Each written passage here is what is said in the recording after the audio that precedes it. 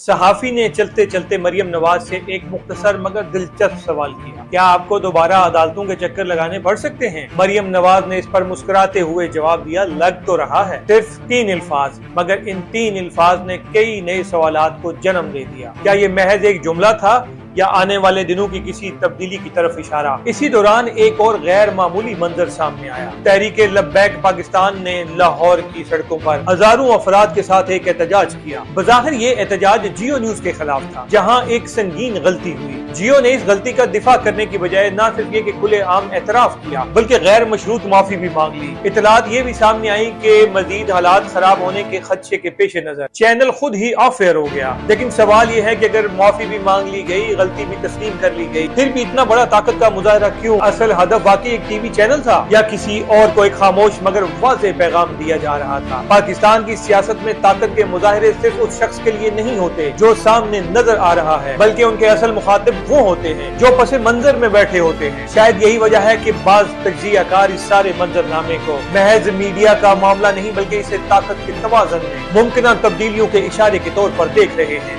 ایک بات یاد رکھنی چاہیے کہ سیاست میں اشارے کبھی بھی بے مقصد نہیں ہوتے اور خاموشیاں اکثر لمبی تقریروں سے زیادہ بولتی ہیں۔ البتہ اس تمام رساکشی کے درمیان ایک سوال پھر وہیں کھڑا ہے جس کا جواب شاید کسی کے پاس نہیں۔ عوام کو اس سے کیا ملے گا؟ نہ مہنگائی کم ہوئی، نہ بے روزگاری ختم ہوئی، نہ بجلی سستی ہوئی، نہ روٹی آسان ہوئی۔ اقتدار کے ایوانوں میں اگر واقعی رخصتی کی رسومات شروع ہو رہی ہیں تو عوام یہ دعا کر رہے ہیں کہ اس بار صرف چہرے نہ بدلیں بلکہ نظام بھی بدلے، ورنہ پاکستان میں یہ رسم ہمیشہ ہی رہی ہے کہ ایک حکمران رخصت ہوتا ہے، دوسرا آ جاتا ہے، مگر عوام کی قسمت وہیں کی وہیں کھڑی رہتی ہے، آٹے کی قطار میں، بجلی کے بل کے سامنے اور روزگار کی تلاش میں۔